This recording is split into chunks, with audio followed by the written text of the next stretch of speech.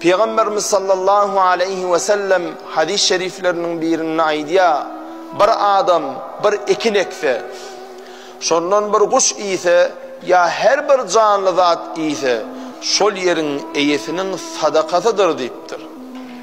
Ana şonun için edildi onlar, hovluyunuzda bir karış boş yerinizden var olsa, koymollal, ağaç ekin ya, ekin ekin, her dağda ekseniz ekin, özünüz peydalansanız da özünüzün ko ekininiz yok.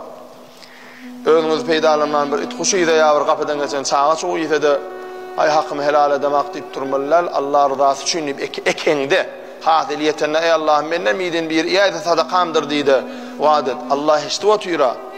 Onun için kana zahmetini de boşa gidecek gel, özünüz olsa özünü diyecek, özünü diymen gayrı ise it kuşu yayını yağdaydı da malgarı yayını yağdaydı da ne emeğiniz olacakken?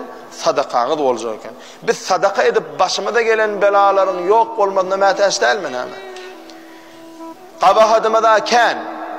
Kavahadımızın neticesinde belada az geleyenlerdir.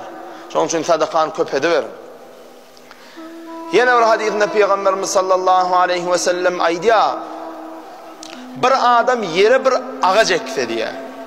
Şol ağaç mivelep, neçe mive getirse, şol mivesinin saniyali Huday Teala şonun eyesine sogap verir deyiptir.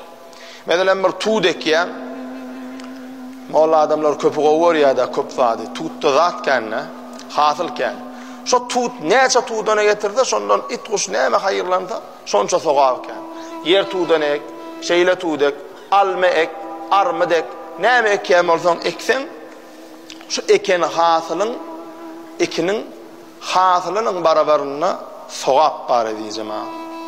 Şonun için Peygamber aleyhissalatu vesselam yine hadis-i şerifine aydiya, bir adam ekin ekse, şol ekini mal giyirip zayalasa diye, ya oğurlansa, hasılını oğurlasalar, oğur adamlar gelip, ya şahası dövülse, ya su alıp zayalansa, ya keselleyip ayırılsa şol mivesi, şolorun hemmesi, şol eken adamın sadakasıdır deyiptir Peygamber aleyhisselam.